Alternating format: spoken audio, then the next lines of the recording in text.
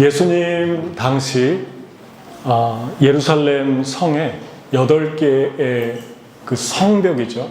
8개의 문이 있었는데 그 8개의 문 중에 하나가 양문입니다. 그 양은 말 그대로 동물 양을 말하는 거예요. 왜 양문이라고 했냐면 이스라엘 사람들은 절기마다 각 지방에서 제사를 드리러 올라왔는데 양을 끌고 올라와야 돼서 양이 들어가는 문이 따로 있었습니다. 왜냐하면 사람들하고 같이 들어가다 보면 사람들한테 치이기도 하고 그러다 보면 양이 흠이 생겨서 하나님을 제사하는데 그 제물을 드릴 수가 없겠죠. 그래서 양문이 있는데 예루살렘 성을 이렇게 보면은 오른쪽 전체에서 동쪽에 문이 있었습니다. 그 양문으로 들어가는데 그 양문은 스데반 문이라고도 해요. 왜냐하면 스데반 그 분이 거기에서 순교를 했기 때문에 스데반 문이라고도 합니다. 근데 이 양문에 바로 들어가서 몇 미터만 가다 보면 베데스다 연못이 나오는데 베데스다는 뜻이 은혜의 집이라는 뜻입니다. 그래서 이 연못에 각종 병자들이 와서 모여 있었어요.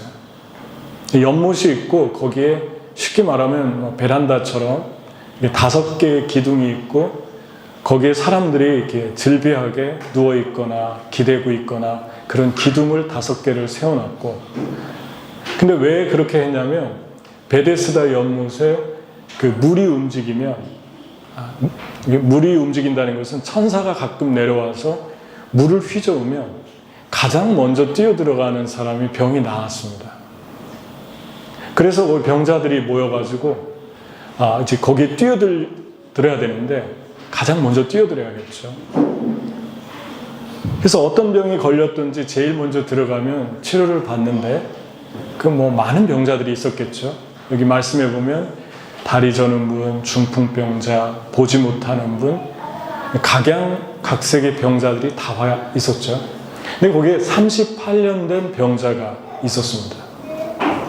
이 38년 된 병자에게 이제 예수님이 찾아온 말씀이 여기 오늘 본문에 나와 있는데, 예수님께서 와가지고 예수님과 대화하는 중에 이 병자가 나를 저기 물속에 천사가 물을 휘저을 때 넣어줄 사람이 없습니다 라고 하는 대목이 나옵니다. 대화 중에.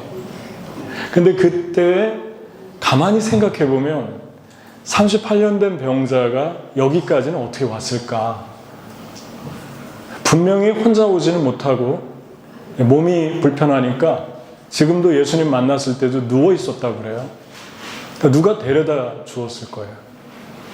그러니까 누가 데려다 줘서 여기까지 왔을까 궁금해집니다.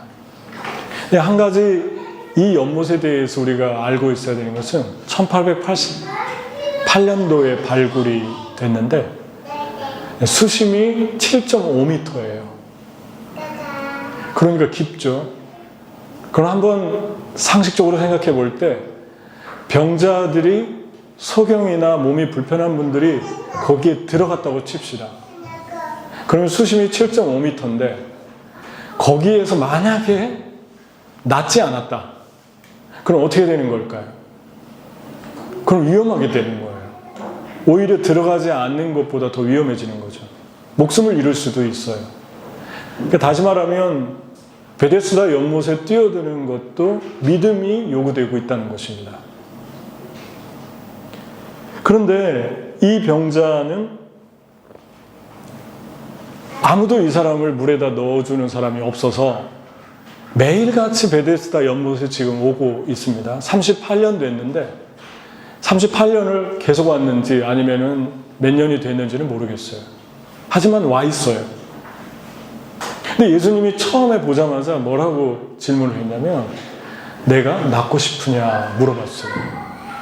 이 질문도 평범하지 않은 질문인 게 여기에 와 있는 사람들은 다 낫고 싶어서 왔는데 어떻게 낫고 싶느냐 그렇게 물어봅니까? 보통은 다른 사람들이 와서 낫고 싶습니다, 고쳐주세요, 그렇게 얘기했지, 예수님이 먼저 와서 먼저 낫고 싶으냐 그렇게 물어본 경우는 성경에 거의 없습니다. 그러니까 이 질문 자체가 좀 이해가 안 가는 질문이에요. 그랬더니 이분이 하는 말이, 38년 된 병자가 하는 말이, 물이, 천사가 내려와서 물을 움직이면, 휘저으면 나를 넣어줄 사람이 없습니다. 두 가지를 불평하는데, 하나는 상황이 안 좋습니다. 그리고 나를 물에 넣어줄 사람이 없습니다. 이 두 가지에 대해서 상황과 사람에 대한 탓을 합니다. 그런데 사람은 정말 갈망이 크고 간절히 원하는 게 있으면 아주 긍정적으로 생각하는 경향이 있습니다. 자기가 정말 하고 싶은 거가 있다면 어떻게든 되는 쪽으로 나갑니다. 뭐 예를 들면 중풍병자 같은 경우는 친구들이 데려와서 친구들에게 부탁을 했겠죠. 나 좀 예수님께 좀 데려다 달라고 했는데, 예수님이 집에 앉아 있는데 들어갈 수가 없어요. 사람이 많아서. 지붕을 뜯었잖아요. 유대인들의 집은 지붕을 뜯을 수 있는 구조로 되어 있습니다. 마른 나무를 가로 세로로 이렇게 놔가지고 거기에 풀을 얹어 놨기 때문에 그 당시에는 쉽게 뜯을 수가 있었어요.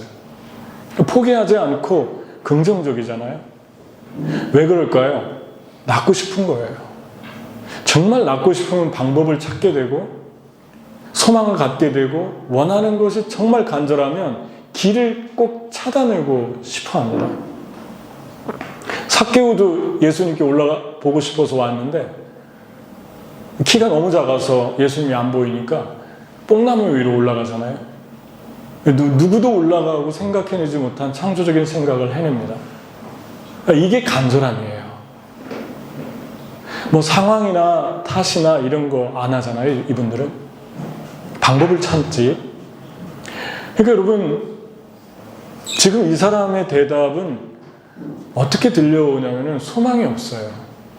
은혜의 집이라는 그 하나님의 은혜를 말하죠. 하나님의 은혜의 집에 와 있는데 마음속에 은혜가 메마른 상태입니다. 그러다 보니까 원망이 되고 불평이 되고, 그리고 주변 탓만 하고 앉아 있는 거예요. 다시 말하면 고침받는다라고 하는 소망이 이미 마음에 없는 거예요. 불가능하다, 그렇게 결론을 내리고, 그런데 거기 와서 앉아 있는 거예요 지금. 그래서 예수님이 물어봅니다. 내가 정말 낫고 싶으면 내가 고쳐줄게, 그런 의미입니다. 왜냐하면 고쳐주었는데 원점으로 돌아갈 수 있잖아요.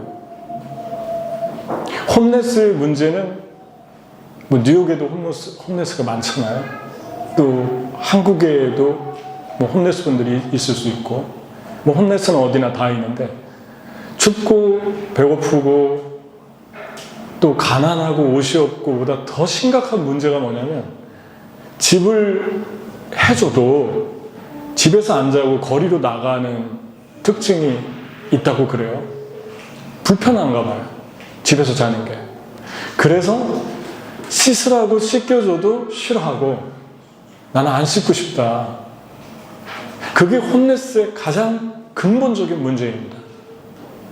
그분들에게 밥을 주고 옷을 주는 것도 중요한데, 그분들 내면 안에서 홈레스로부터 나오고 싶다, 그 소망이 없다면 손에 물을 쥐어주는 거나 마찬가지일 수 있어요. 그때그때마다 주는 도움이.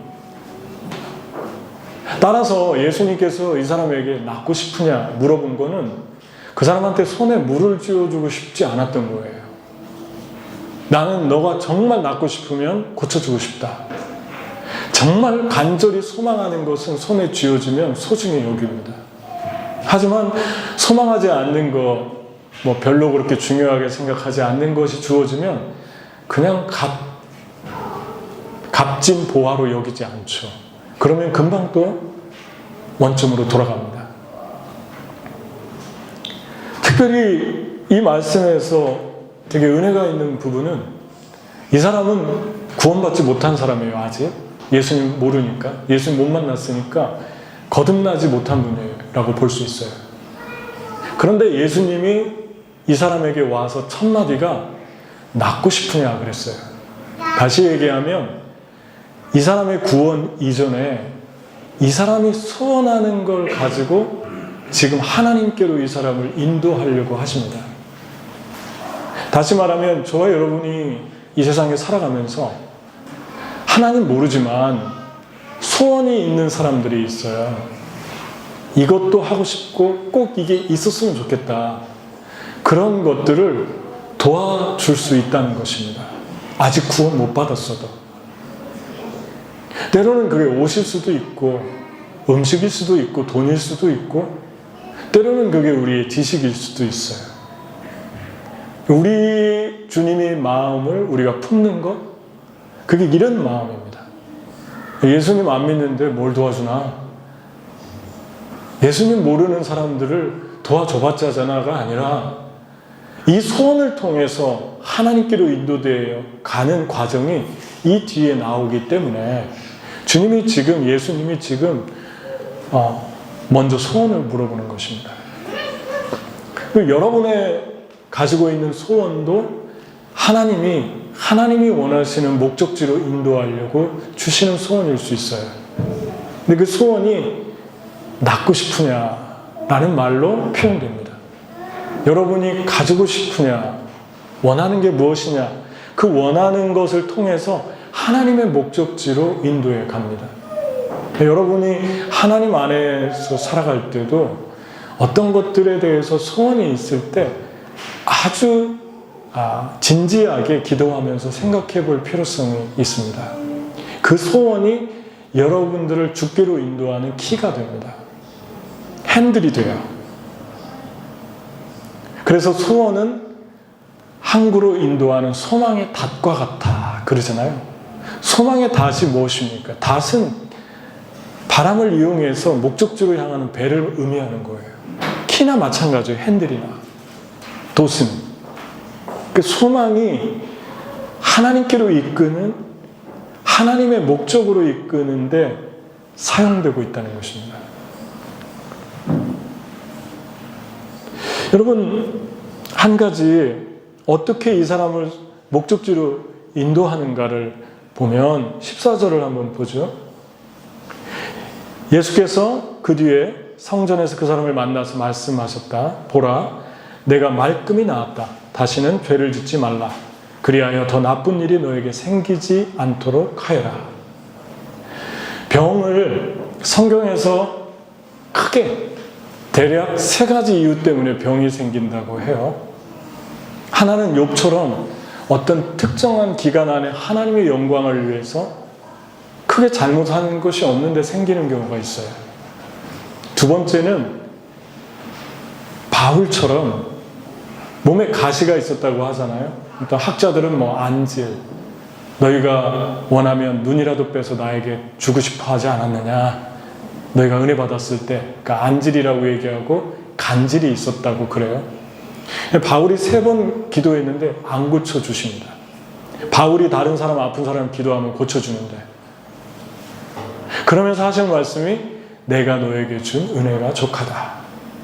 평생 가지고 살으라는 거예요. 왜냐하면 그 병 때문에 너가 나를 의지하고 너의 능력을 의지하지 않고 내 능력이 너의 약한 데에서 강하게 되는 것을 보기 때문에 내가 너에게 준 은혜가 너무 커서 너의 교만을 방지해주고 네가 하나님을 의지하도록 해주고 그러니까 은혜다.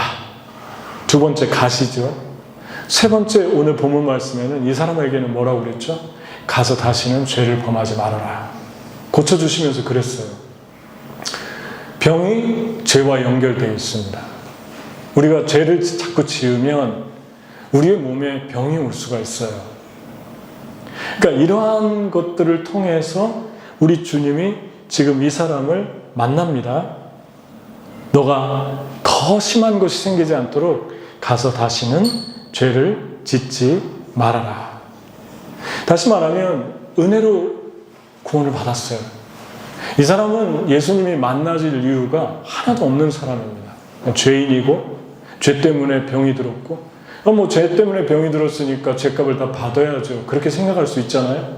그런데 그냥 예수님이 먼저 찾아오셔서 죄를 져서 병이 들었어도 그를 긍휼히 여겨서 고쳐주시죠. 여기서 우리가 붙들어야 되는 중요한 말씀이 있습니다. 요한계시록을 잘 읽어보면 요한계시록은 조심해서 몇 번씩 읽어봐야 됩니다. 요한계시록을 읽어보면 볼수록 참 은혜스러운데 7장에 보면 이런 말씀이 나와요. 우리가 하나님의 종들의 이마에 인치기까지 땅이나 바다나 나무나 해하지 말아라. 그래서 그 인을 이스라엘의 한 지파씩 12,000명씩 12지파를 인을 표시해요. 머리에. 14만 4천 명이 되는데 이단들이 꼭 사용하는 게 이 14만 4천입니다. 14만 4천 안에 숫자적으로 들어오려면 당신들 이렇게 행동해야 되고 이렇게 행동해야 되고 이걸 지켜야 되고 이걸 뭐 해야 되고 이런 얘기를 많이 하는데 성경을 너무 피상적으로 얕게 보기 때문에 그렇습니다. 자기가 원하는 것만 보려고 하는 습성이죠. 바로 그 다음 절에 12,000명씩 인을 쳤는데 14만 4천 이스라엘은 영적인 이스라엘을 말하는 거고 성경의 12라는 숫자는 히브리 개념은 숫자마다 의미가 있어요. 3자, 7자, 6자, 12라는 수는 하나님의 선택을 의미합니다. 12사도, 12지파. 상징적이에요. 계시록에. 14만 4천도 상징적인 숫자예요. 그 다음에 말할 수 없는 종족과 언어와 사람들이 온 세계에서 흰옷 입은 사람들이 환란에서 나오고 있습니다. 24장로가 요한에게 물어봅니다. 저 환란에서 나오는 저 사람들은 흰옷 입고 나오는 사람들은 누구니? 그러니까 요한이 어떻게 알겠어요? 당신이 알지 않습니까? 그랬더니 24장로가 저들은 누구냐면 환란에서 나오는 자들인데 그 옷을 어린 양의 피에 빠는 빨래에서 희게 한 자들이다. 그럽니다.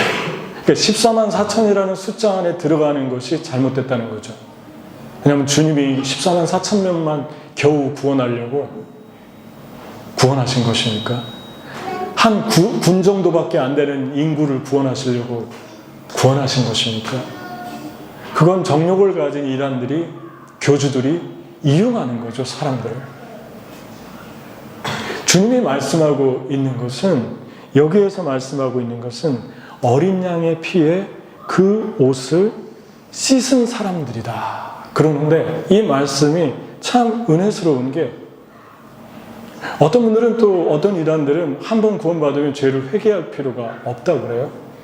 성경에 이 말씀에 분명하게 말씀합니다. They have washed their robes and made them white in the blood of the Lamb. 이라고 말씀합니다. 그러니까 have washed their robes. 현재 완료를 쓰고 있어요. 과거가 아니라. 다시 말하면 죄를 계속해서 씻어온 사람들이에요. 천국 가는 날까지. 환란에서 나와서 예수님의 안식으로 들어가는 그 시간까지. 근데 여기에서 저는 더 은혜 받은 게 이 말씀 묵상하다가 해석하다가 더 은혜 받은 게 환란에서 나오는 사람들이면 어떤 사람을 말하냐면 무적행위에서 나온 아블론, 한국말로 표현됐죠. 그 아블론, 적그리스도입니다. 적그리스도의 졸개들이 나옵니다. 근데 그 아블론이 적그리스도가 와서 세상의 교회와 크리스천들을 공격하나 봐요. 마지막 때. 그래서 교회가 너무 힘든 환란을 통과하는데 그 환란이라는 말은 내가 잘못해서 들어간 환란이 아니라 마지막 때 일어날 사단의 역사고 그 속에서 하나님의 사람들이 드러나는 역사입니다. 거기에서 나오니까 이 사람들 얼마나 대단하게 보입니까? 거룩한 사람들이겠고 끝까지 어려운 상황 속에서도 믿음을 포기하지 않는 사람들이겠고 그런데 너무나도 은혜스러운 말씀이 이들은 환난에서 나오는 자들인데 그 옷을 어린 양의 피에 빠는 자들이다. 그럽니다. 다시 얘기하면 이 사람들이 환난에서 나오기 전에 뭐 한 것입니까? 환난이 그 하나님이 준 거룩한 환난을 통과하는데도 유혹이 있다는 거죠. 그 거룩한 하나님의 고난의 불을 통과하고 있는데도 유혹과 사단의 공격이 있었다는 거예요. 거기에서 이길 수 있는 힘은 이 사람들 자체에 있는 게 아니라 예수님의 보혈로 자기들의 옷을 빤 거예요. 다시 말하면 회개가 이들을 지켜주는 것이라고 말씀합니다. 종말 때 여러분과 제가 신경 써야 될 것은 예수님의 보혈이고 예수님의 보혈의 힘으로 우리의 행위. 회개가 무엇입니까? 예수님의 피에 옷을 빨았다는 건 한마디로 그냥 회개예요. 다른 말로 성화, sanctification, 변화예요. 변화하고 회개하면, 회개는 변화예요. 변화하면, 회개하면 그렇게 살다 보면 어느 날 네가 환난해서 주님이 확 잡아 빼서 안식으로 들어가서 예수님이 너의 눈에서 눈물을 씻어주고 다시는 줄이지 않고 병들지 않고 눈물 흘리지 않는 그 예수님의 안식의 품으로 영원히 들어가게 될 것이다. 그렇게 말씀합니다. 은혜의 집에 앉아있는 사람이 은혜로 구원 얻었죠. 마지막 종말에 다른 복음 전하는 사람들 귀 기울이지 마세요. 예수의 보혈이 빠져 있잖아요. 회개가 빠져 있잖아요. 삶의 성화가 빠져 있잖아요. 내일 주님 오신다고 하고 극단적인 종말론을 얘기해도 그들 안에 회개에 대한 강조와 예수의 보혈에 대한 성화, 삶의 변화가 없다면 이단이고 거짓입니다. 11장 1절에 더 중요한 말씀이 똑같은 말씀이 일치되는 말씀이 나오는데 하나님이 천사에게 자를 주면서 하나님의 집에서부터 성도들의 예배를 측량해라 그래요. worshiper들이라고 나와 있어요. 영어에 worshiper들을 측량해라. 재라 그래요. 그 다음 절 2절에 뭐라고 얘기하냐면 바깥들 안에 있는 사람들은 성전의 바깥들에 있는 사람들은 측량하지 마라. 내가 아블론에게 42달 동안 그 성을 그 바깥들을 짓밟을 권한을 주었다. 다시 말하면 우리 주님 상관하지 않습니다. 사단이 와서 온갖 세상을 짓밟아도 고난을 주어도 환난을 주어도 그건 주님으로부터 온 환난이 아니에요. 자기 죄값으로 받는 환난인데 재지 말라 그래요. 근데 그 바깥들이 무엇입니까? 바깥들은 구약에서 성전을 2번 만들었는데 하나는 솔로몬이고 하나는 스룹바벨이에요. 스룹바벨의 성전을 다시 증축해서 2배 이상 늘린 것이 헤롯인데, 헤롯 대왕인데, 물론 하나님 안 믿는 사람입니다. 사람들한테 유대인들의 환심을 얻기 위해서 성전을 만들었어요. 그런데 참 교묘한 게 성전 내부에 이너 템플은 그대로 스룹바벨과 구약의 모형을 가져왔는데 외부 그 아웃사이드, 아웃도어를 또 하나 만든 거예요. 성전 안에. 근데 그 아웃도어에 뭐를 가져다 놨냐면 이방신들의 형상들을 가져다 놓고 혼합시키려고 시도했던 거예요. 그러니까 하나님께서 정확하게 보시고 바깥들은 재지 말라고 그래요. 이방인들과 유대인들을 나누려고 만든 게 아닙니다. 이방인들도 안에 들어오고 싶다, 성전 안에 들어오고 싶다 그러면 절차를 거쳐서 들어와서 예배 드리게 했어요. 바깥들에 있으면 안 되는 거예요. 성전이 무엇입니까? 성전은 예수님이에요. 너희가 이 성전을 헐라 내가 다시 일으키리라. 이 성전이 46년 동안 지어졌는데 네가 하루 만에 3일 만에 일으킨다고? 내가 3일 만에 다시 일으키리라. 이는 자기 몸된 성전을 가리켜 말씀하신 것이라. 누구든지 그리스도 안에 있으면 새로운 피조물이라. 사망에서 생명으로 옮겼느니라. 너희가 내 안에 거하면 내 말이 너희 안에 거하면 너희가 열매를 맺고 내 제자가 되리니 많은 열매를 맺을 것이다. 너희가 나를 떠나서 아무것도 할 수 없다. 다시 얘기하면 마지막 때에 우리는 환난을 통과를 얼만큼 할지, 환난 전에 주님이 오실지, 환난을 통과하다 오실지 분명하게 모르겠습니다. 하지만 분명한 것은 크고 작은 환난을 우리는 이미 지금 통과하고 있다는 거예요. 그리고 그 통과의 과정 속에서 거기에서 통과를 우리가 대단해서 그걸 통과해내는 것이 아니라 우리 주님의 십자가의 보혈을 붙들고 그분의 십자가의 보혈로 내 영혼을 적시고 주님 제가 또 죄를 졌습니다. 주님 제가 변화되기 소원합니다. 제가 만나는 사람들, 내 언어, 내 표정, 내 모든 행위, 내 선행까지 하나님 내가 변화되고 싶습니다. 라고 할 때 그들을 갑작스럽게 하나님이 환난에서 꺼낸다고 그래요. 은혜로만, 십자가로만, 보혈로만 마지막들을 통과할 수 있는 거예요. 이게 매튜 헨리의 주석입니다. 제 주석이 아니라. 저도 성경을 성경으로 해석하는 주석가 중에 한 사람이라고 볼 수 있는데 요한계시록을 볼 때는 되게 두렵고 떨려요. 그래서 매튜 헨리를 찾아서 보는데 주석은 제가 설교 다 마치고 보거든요. 항상. 카피할까 봐. 그분이 똑같은 생각을 써놨어요. 찰스 스펄전이나 조지 위필드 같은 부흥을 일으켰던 신실했던 종들이 가장 애용했던 주석 중에 하나입니다. 매튜 헨리는 1600년도에 목사의 아들이었고 목사였고 신실했던 하나님의 사람이었어요. 그분이 주석을 해놨어요. 하나님은 성전에 관심이 있다. 하나님은 성도들을 재신다.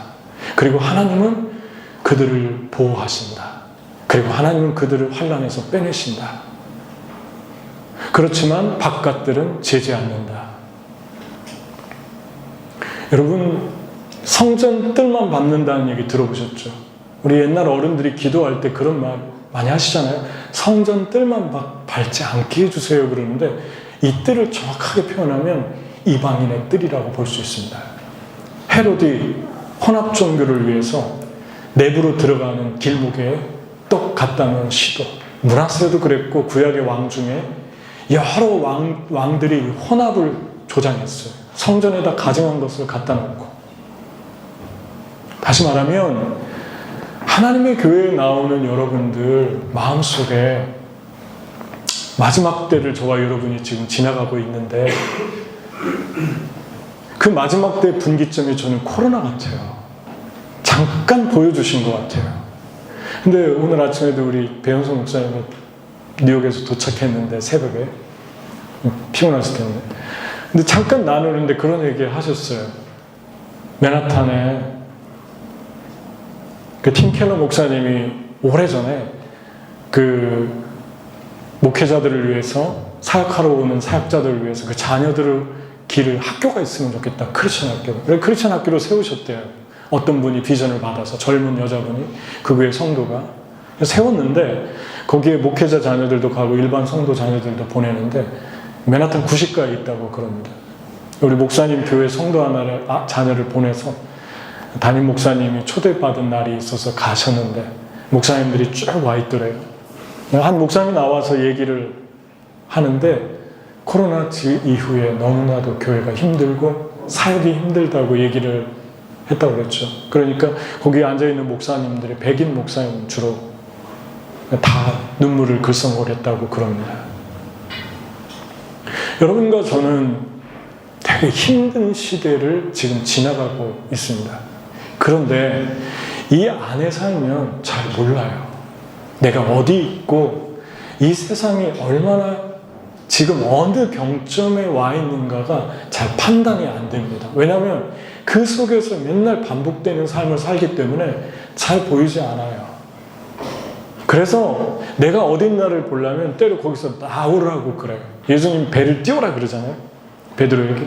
배를 띄워서 나가서 저쪽 배를 타고 저쪽 마을을 보면 그때서야 보입니다. 가끔 여행을 할 필요가 있어요. 여행이 우리의 눈을 뜨게 해줍니다. 좁은 시야를 넓게 해줍니다. 다른 나라에 가서, 다른 동네에 가서, 다른 도시에 가서 내가 있던 곳을 봐야 합니다. 그리고 나는 어디 있는가? 우리 교회는, 이 땅에 지금 교회는 어디 있는가? 주님이 한 사람 한 사람을 인을 치는데, 그리고 우리 성전을 재라고 하는데, 그건 무엇을 말하냐? 메투엘리가 그래요. 하나님은 이렇게 우리 성도들을 정확하게 지금도 관찰하고 계시고, 보고 계시고, 지키시고, 우리의 예배. 여러분과 저의 삶에서 예수님이 오셔서 하신 말씀이, 너는 내 안에 있느냐? 너는 내 보혈 안에 있느냐? 은혜의 집에 있는데 혹시 너는 도태된 자는 아니냐? 소망은 없지 않느냐? hopeless. 너는 혹시 모든 비전을 상실하진 않았느냐? visionless. 너 다 잃지 않았느냐? 라고 주님이 우리를 바라보십니다. 여러분과 저는 은혜로 여기까지 왔어요. 하나님의 집에 와 있습니다. 은혜의 집 베데스다죠. 직장도 베데스다고, 지금까지 이룬 일도 베데스다고, 내가 있는 나라도 베데스다고, 장소도 베데스다고. 베데스다가 뭡니까? 누군가 데려다 줬기 때문에 온 거예요, 이 병자가. 그런데 베데스다에 와 있는데 소망은 없어요. 이미 포기했어요. 저는 한국도 좀 베데스다 같아요. 자살률이 세계 1위예요. 물론 잘하고 좋아하는 것도 있는 것 같지만, 그냥 냉정하게 보면 참 암울한 시대를 우리가 통과하고 있는 것 같아요. 특히 우리 한국 땅을 보면 더 그렇습니다. 우리 청년들이 여기 앞에 서 있잖아요. 보셨어요? 뭐 줄 없어졌나? 들어오는데 줄이 쭉 서 있는데, 지난주에는 더 많이 서 있었어요. 난 우리 교회 쓴 줄 알고 할렐루야 몇 번 했는데, 우리 교회가 아니고 저쪽으로.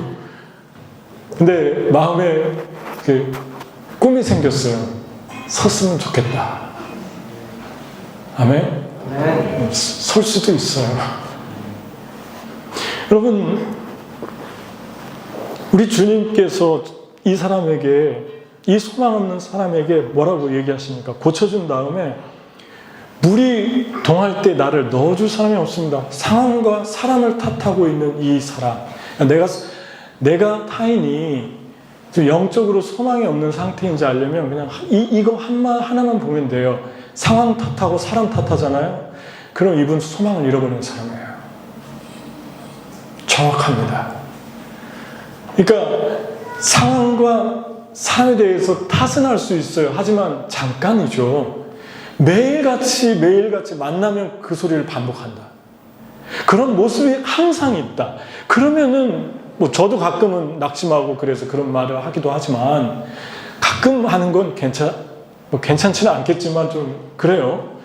누구나 할 수 있어요. 하지만 여기서 이 사람은 이미 마음의 소망을 버린 사람이에요. 없습니다. 할 수 없습니다. 근데 왜 와 있는 것입니까, 여기에? 주님이 고쳐주고 나서 한 말이 떠나라 그래요. 일어나서 내 상을 가지고 걸어가라. 이 말은 다른 사람 의지하려고 하지 마라, 이제. 네가 네 손으로 살고 네가 이 상을 들고 걸어가라. 네 힘으로 걸어가라. 도울 사람 찾지 마라. 이 습관이 되면요, 일부러 그러는 게 아니라 습관은 무섭습니다. 도움도 자꾸 받으면 이렇게 돼요. 내가 할 수 있는데도 내가 잘 안 하게 돼요. 여러분, 이 사람이 어떻게 했을까요? 예수님이 말씀하셨을 때 두 가지의 변화가 일어났어요. 첫 번째는 베데스다 더 이상 안 가고 성전으로 갔어요. 몇 사람 맨날 베데스다에 왔어요. 성전 베데스다에서 바로 옆에를 보면, 전체 지도를 보면 성전이 되게 가까워요. 성전에 왔는데 놀라운 것은 Later Jesus found him at the temple 그래요. 예수님이 그 사람을 또 찾아갔습니다. 두 번째. 첫 번째도 찾아왔는데 예수님이 또 성전을 찾아갔어요. 여러분, 여기 성전은 우리 성전이 아닙니다. 너무나도 큰 크기예요. 상암 경기장 6배, 7배 되는 그런 크기예요. 그런 큰 성전에서 이 사람을 찾아낸 거예요. 의도적으로. 왜 찾아냈습니까? 이 사람이 성전에 있었기 때문이에요. 변화가 일어났어요. 더 이상 베데스다 가서 또 누군가 도움을 받고 거기서 계속 은혜를 받으려고 머문 게 아니라 은혜 받은 걸 가지고 자비의 집에서 나와서 이젠 삶을 드리는 집으로 나간 거예요. The house of the devotion. 헌신할 수 있는 집으로 나간 거예요. 여러분과 저는 베데스다 집에 앉아 있습니까? 아니면 월십이 무엇입니까? 디보션이에요. 월십은 드리는 거예요. worthy라고 하는 단어와 ship이라고 하는 단어의 합성어예요. worthy가 뭡니까? 가치예요. ship이 뭡니까? 드리다의 뜻을 가지고 있어요. worship은 남고 쓰다가 쓸모없는 시간이나 재능을 드린 게 아니라 내가 가진 것 중에서 가장 소중한 것을 드리는 거예요. 그래서 저는 여러분들이 발런티어로 하나님의 집에서도 일할 때도 탁월하게 일했으면 좋겠어요. 가장 좋은 것으로 드렸으면 좋겠어요. 우리 하나님은 여러분들 다 보고 있습니다. 그리고 다 알고 있습니다. 여러분, 느헤미야가 성벽을 재건했는데 이스라엘의 성벽 다 무너졌잖아요. 페르시아 왕에게 힘을 얻어서 내가 내 조국의 성벽이 다 불타 무너졌는데 돌아가고 싶습니다. 그랬더니 천국의 자리를 주고 돌아가게 합니다. 가장 첫 번째 준수한 문이 어떤 문인 줄 아십니까? 8개의 문이 있는데 성벽의 문짝을 가장 첫 번째 달았던 문이 양문이에요. 여기 나오는 베데스다. 왜 양문일까요?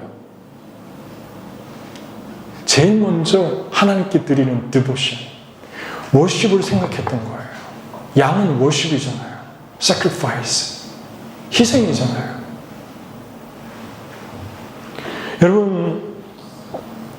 여러분과 저의 삶에서 예수님이 하신 말씀을 잘 보세요. 부활하시고 나서 막달라 마리아를 만났는데 7 귀신 나간 여자죠.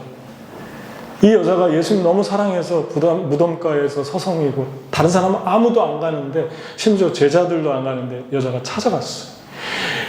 예수님이 여자를 만났습니다. 그리고 예수님이 뭐라고 하시냐면 내가 갈릴리로 먼저 갈 것이다. 그래서 제자들이 갈릴리 와서 예수님 부활하시고 나서 기다리다가 안 오니까 고기 잡으러 간 거예요. 고기 잡았는데 한 마리도 못 잡았어요.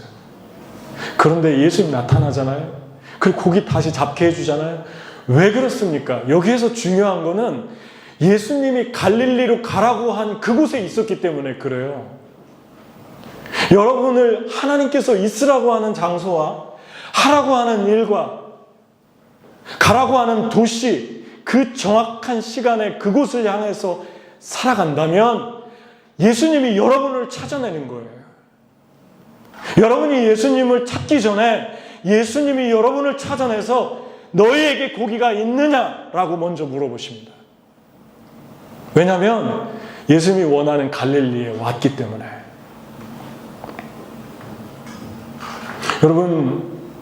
여러분의 삶이 그냥 주님과 함께 동행하면서 주님께서 여러분의 삶의 순간순간들을 인도하는데 가장 중요한 키가 무엇입니까? 하나님이 있으라고 한 장소와 가라고 한 그 땅, 갈릴리? 이번 몇 월 며칠은 언제부터 언제까지는 여기에 있어야 되는구나. 이때 우리는 이곳으로 이분들을 보낼 수 있도록 도와줘야겠구나. 그래서 힘든데 자꾸 가는 거예요. 뭐 이렇게 쉬운 것만 있겠습니까? 몽골 땅으로 가는데 거기가 우리의 갈릴리고 거기가 우리의 성전이에요. 우리는 몽골 땅의 성전을 생각하고 갑니다. 몽골 땅 한복판 울란바토르가 하나님의 템플입니다. 우리가 거기서 예배 드릴 때 2사람이 예배 드려도 3사람이 예배 드려도 5사람이 예배 드려도 담대하고 기대되는 것은 왜 그렇습니까?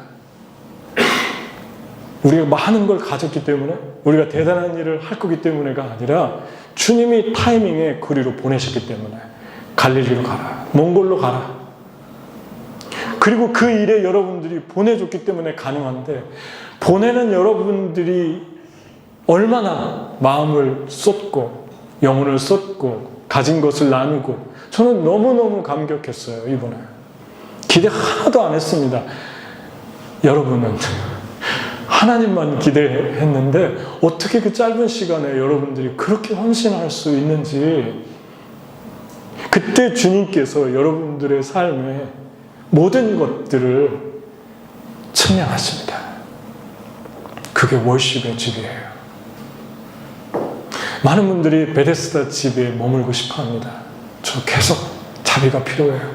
저 계속 은혜 받아야 돼요. 저 계속 이것도 필요하고 이것도 필요해요. 거기 계속 머물고 싶어요. 근데 주님께서는 템플로 가라고 그럽니다. 성전은 어디라고요? 성전은 드리는 곳이에요. 디보션의 모습이에요. 가장 가치 있는 것들을 드린 프로스큐네오. 프로스라는 말은 무엇을 향하여, 큐네오, 입맞추다. 가장 소중한 것에 절하다. bow down, kneel down. 하나님께 worship하는 것, 그게 주님께 드리는 sacrifice예요. worship과 sacrifice는 붙어 있습니다. 구약적인 용어는 sacrifice고 신학적인 용어는 worship입니다. 예배하는 사람들은 희생하고, 희생하는 사람들은 예배하는 사람들.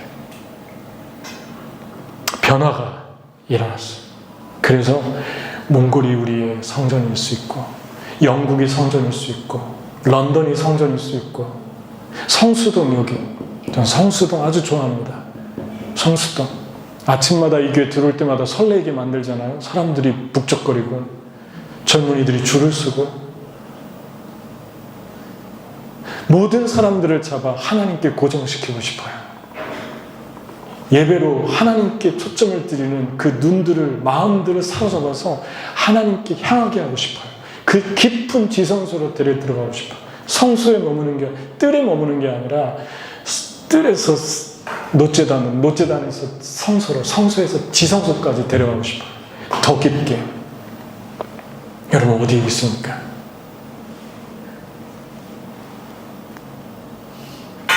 이 성수가, 여기가 바로 성전입니다. 두 번째 변화는 유대인들에게 가서 예수님이 고쳐졌다고 얘기했어요.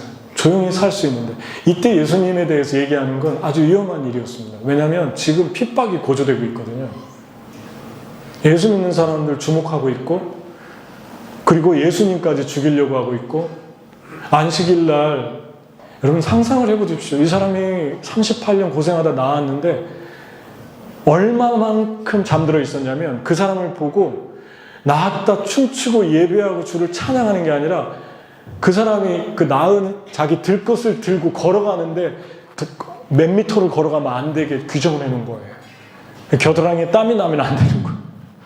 그거 가지고 트집 잡았어요. 누가 고쳐줬느냐? 왜냐하면 네가 지금 일을 하고 있지 않느냐. 이게 말이나 되는 소리입니까? 여러분, 잠들면, 교회가 잠들면, 믿음이 잠들면 본질 아닌 것에 생명을 걸려고 그래요. 본질이 아닌 것에 모든 걸 다 투자합니다. 중요한 게 무엇입니까? 한 영혼이 주님을 만나는 거잖아요. 주님 만나서 변화된 거잖아요. 성전에 온 거잖아요. 그래서 이 사람이 가서 그 놀라운 주님의 사랑을 사람들에게 전합니다. 여러분과 저는 지금 베데스다가 아닌 성전으로 향하고 있습니까? 우리가 가야 할 성전이 어디입니까? 내가 낳고 싶은 건 무엇입니까? 떠나야 할 베데스다는 무엇입니까? 떠나야 할 베데스다. 이제 좀 떠나야겠다. 그 다음에 내가 가야 할 성전은 어디입니까? 같이 기도하겠습니다. 이 시간에 우리 하나님께, 우리 찬양 간사님 이것 좀 꼽아 주실래요?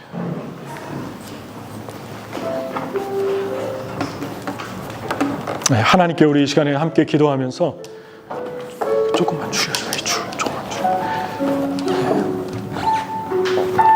하나님께 한번 같이 기도하면서 하나님 아버지, 나를 은혜로 만나주셔서 감사합니다. 내가 계속 변화되기를 원합니다. 내가 계속 예수님의 보혈로 내 삶을 씻기를 원합니다. 나를 씻어주소서. 마지막 때 가장 주목해야 될 건, 하나님 나 환난을 지나고 있죠? 하나님 나 대단한 사람이죠? 그게 아닙니다. 계시록은 환난 속에서도 얼마나 더 회개할 게 있길래 그 어려운 고난의 시간을 지나는데도 회개하는 것입니까? 주님 나라 가는 날까지는 저와 여러분이 대단한 일을 해도 유혹은 끊임없을 것입니다. 세속은 끊임없을 것입니다. 그냥 놔두지 않을 것입니다. 이게 우리가 치러야 될 대가이고 전쟁입니다. 하나님 나를 붙들어 주소서. 주님 오시는 그날까지 내 영혼이 깨어있기를 원합니다. 내 영혼이 깊은 잠에서 깨어나기 원합니다. 지금 저와 여러분은 코로나 이후에 포스트 코로나 시대를 지나고 있는 아주 어려운 시대입니다. 우리 많은 분들이 교회 나오고 싶어도 나올 수가 없는 게 영적으로 너무 다운돼서 그래요. 영적으로 너무나 지쳐 있어서 그래요. 죄 때문에 그 영혼이 힘이 없는 것입니다. 주일이 되면 이제는 나올 수 없는 게 교회를 생각하면 짜증이 날 수 있어요. 교회를 생각하면 화가 치밀어 오를 수 있어요. 이유가 무엇입니까? 진리가 들어갈 틈이 이제 없는 거예요. 이 코로나를 지나면서 우리 주님께서 여러분과 저를 부르십니다. 이 땅의 영혼들을 부르십니다. 하나님 나의 삶을 드립니다. 이 땅의 영혼들을 깨워주시고 주님이 사랑하는 사람들 다시 나오게 하시고 예배하게 하시고 우리가 어디 있는가 보게 해주옵소서. 우리 같이 기도하겠습니다. 한 영혼들이 나오게 해주옵소서. 일어나게 해주옵소서. 살아나게 해주옵소서. 내가 그날을 보고 싶습니다. 주님, 같이 기도하겠습니다. 하나님 아버지 감사합니다. 하나님 아버지, 이 시간에 우리가 주님께 나오기를 원합니다. 아버지 하나님께 이제 베데스다에서 일어나서 하나님께 나가기를 원합니다. 아버지 하나님 불쌍히 여겨주시고 주님의 그 놀라운 사랑과 성령의 기름 부으심으로 저희들을 인도하여 주시옵소서. 함께 우리가 주님이 가고자 하는 그 땅에 가게 해주시고 주님이 하라고 하는 일을 하게 해주시옵소서. 그럼 주님의 음성을 들어야 됩니다. 말씀과 친해져야 됩니다. 성령과 친해져야 됩니다. 우리 한번 같이 일어나서 주님, 내가 드보신, 내가 주님께 나를 드봇합니다. 하나님 나를 드립니다. 우리 같이 한번 일어나서 한번 고백하면서 기도하면 좋겠습니다. 아버지 하나님 감사합니다. 주님께서 인도하여 주시옵소서. 성령께서 역사하여 주시옵소서. 주님, 주님의 놀라운 능력으로 주님께서 인도해 주시고 주님의 사랑으로 역사하여 주시고 주님의 능력으로 함께하여 주시고 주님께서 저희들을 붙들어 주시고 저희들 아버지 하나님 주님께서 붙들어주지 않으면 환난의 시간들을 이길 수가 없습니다. 하나님 은혜로, 하나님 사랑으로 저희들을 만나 주시옵소서. 사망의 그늘에 앉아 죽어가는 나의 백성들, 선방과 굶주림에 갇힌 저들을 내 마음에 오랜 슬픔, 고통의 멍에 매여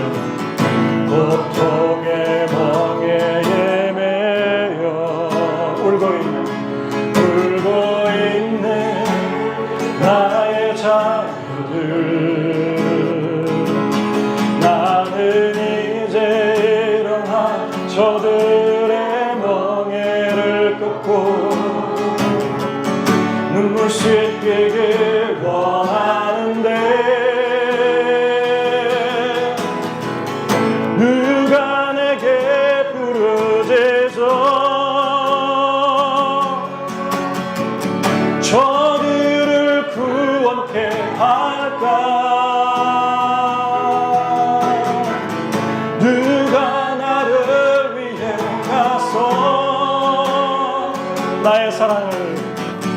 나의 사랑을 전할까? 나는 이제 보기 원하네. 나의 자녀들 살아나는 그날 깊은 찬송 소리 하늘에 웃음소리 온 땅 가득한 그날. 아멘. 사망의 그늘에 앉아 죽어가는 나의 백성들, 절망과 굶주림에 갇힌 너들은 내 마음에 오랜 슬픔, 고통의 멍에 매여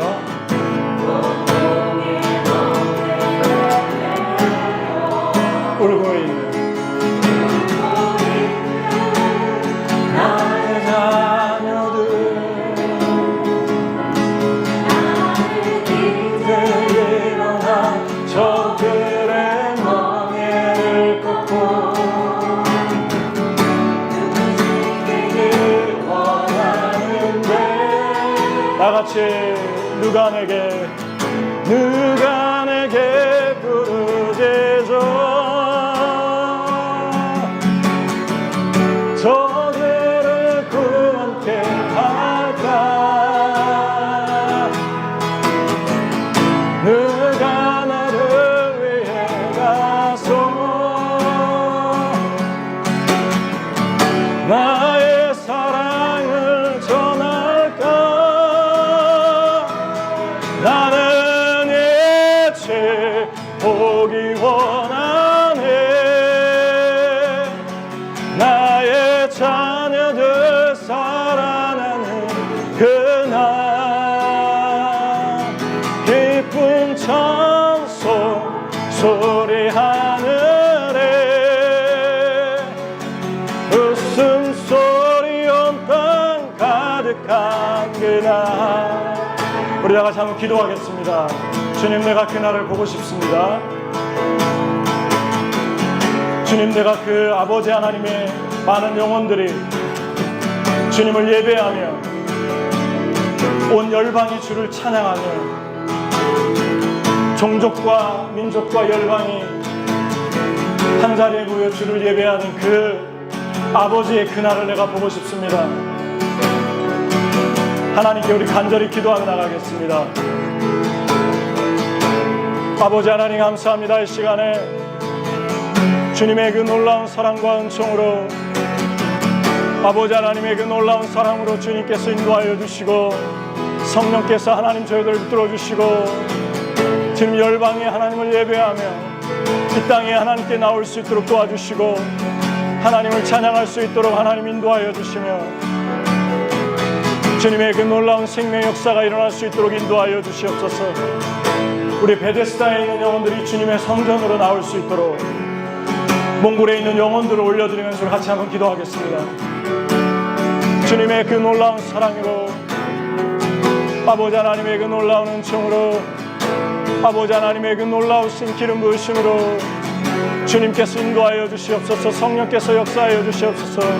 아버지 하나님의 몽골 땅의 영혼들이 주님 구원받게 하여 주시고 생명을 얻게 하여 주시옵소서. 주님의 그 사랑으로 아버지 한 영혼들이, 주님의 그 놀라운 능력으로 한 영혼들이 주를 바라보게 하시고 주를 찬양하게 하여 주시고 주님만 예배하게 하여 주시고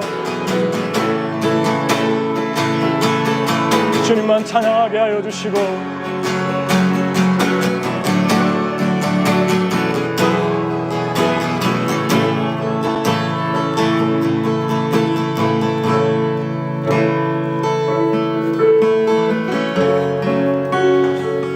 이 찬양을 주님께 드리며 지금으로부터 25년 전에 하와이 열방대학에서 이 찬양을 부르고 열방의 수십 개 나라들에서 온 형제들이 함께 모여서 북한을 위해서 디보션 예배를 드렸는데 각 국기를 붙들고 우리 기도합시다 했을 때 한국 국기 밑에 유럽에서 온 사람들, 미국 본토에서 온 사람들, 또 한국에서 온 분들이 집에 돌아가지 않고 저녁 늦게까지, 깊은 밤이 될 때까지, 새벽 1시가 넘어갈 때까지 북한을 위해서 눈물로 기도했던 그 모습이 떠오릅니다. 아이들이 길거리에서 국수를 주워 먹는 그 영상, 그러한 영상들을 우리가 보면서 얼마나 성령께서 열방의 영혼들 안에 하나님의 눈물을 담아주셨는지 지금도 생생히 그날이 기억됩니다. 여러분과 제가 여기에 있는 것은 누군가 선교사님들이 이 땅에 오셔서 피를 뿌리고 sacrifice 했기 때문에 우리가 예배하고 있고 이 하나님의 은혜를 누리고 있습니다. 이제 우리가 그 베데스다에서 은혜를 받았으니까 우리도 이제 열방을 향해 가고 싶지 않습니까? 이 땅에 빚진 마음으로 이 땅의 영혼들을 향해서 가고 싶지 않습니까? 이 땅도 가난하고 불쌍한 사람들이 너무 많습니다. 가졌지만 허무하고 공허한 사람들이 너무 많습니다. 베데스다에 앉아있는 사람들이 너무 많습니다. 소망의 자리 와 있는데 소망은 없는 사람들, 하나님이 이 교회를 통해 사실 것입니다. 아멘. 우리 한 번 더 마지막으로 이 찬양 올려드리면서 하나님께 우리 기도하는 마음을 나가면 좋겠습니다. 몽골을 올려드리면서 우리가 그날을 볼 것입니다. 그날을 볼 것입니다. 그날이 올 것입니다. 사망의 그늘에 앉아 죽어가는 나의 백성들, 절망과 굶주림에 갇힌 저들을 내 마음에 오랜 슬픔, 고통의 멍에에 매여 울고 있는 나의 자녀들, 나는 이제 일어나 저들의 멍에를 꺾고 눈물 씻기길 원하는데 누가 내게 부르짖어 저들을 구원케 할까? 누가 나를 위해 가서 나의 사랑을 전할까?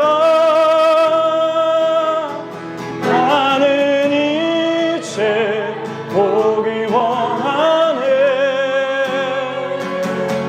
나의 자녀들 살아나는 그날을 볼 것입니다.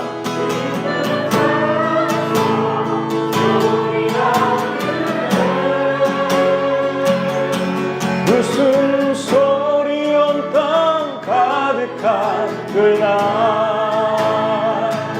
누가 나를 위해 갔어?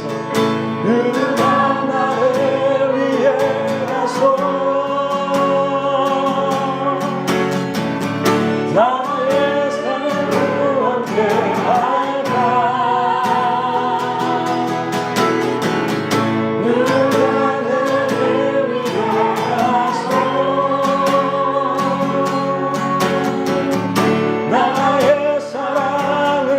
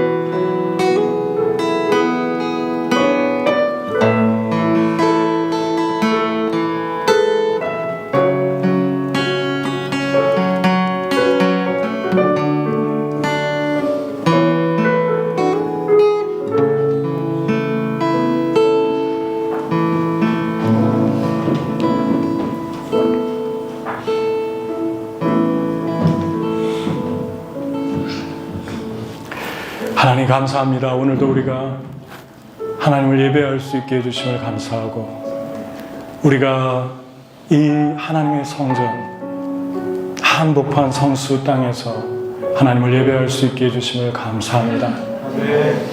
이 장소를 주신 귀한 분들을 축복하시고, 그들이 하나님을 사랑해서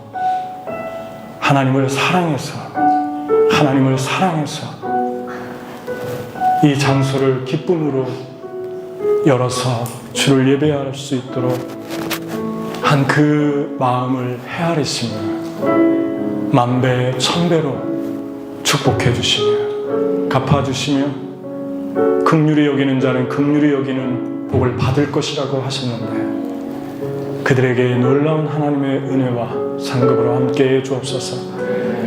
우리 성도들이 온 마음을 다해서 가지고 있는 물고기 2마리와 떡 5마리 같은 5개와 같은 재능과 소유와 시간과 땀을 들여서 함께 헌금을 드리고 펀드레이징을 일으키고, 또 우리가 가진 것을 나누며 이번 아버지 하나님을 잘 모르는 분들까지 이 일에 그 마음을 움직이셔서 동참케 하시는 주님의 뜻이 섭리가 있는 줄 압니다. 예수님 만나는 복을 주시고 상급을 주시고 주님이 찾아가 주시기를 기도합니다. 이번 몽골 선교를 기대합니다. 그 춥고 어려운 땅에 가는 것도 힘들지만 그곳에서 평생을 살고 있는 가난과 소망 없는 그 한 영혼들을 만나주시고, 그들에게 우리가 받은 은혜, 나를 찾아오신 그 은혜, 또 우리도 거기서 다시 우리를 찾아내시는 주님을 만나고 싶습니다. 우리 간 팀들을 만나주시고, 또 여기에서 보내는 우리 성도들을 가정에서, 삶에서, 일터에서 주님 찾아주시옵소서. 만나주시옵소서. 이제는 우리 주 예수 그리스도의 은혜와 아버지의 무한한 사랑과 성령의 감동과 역사하심에 오늘도 베데스다를 떠나기를 소원하고 하나님이 부르시는 성전으로 나가기를 소원하는 한 영혼들의 삶과 가정 위에 이제로부터 영원토록 함께 하시기를 간절히 축원하옵나이다. 아멘.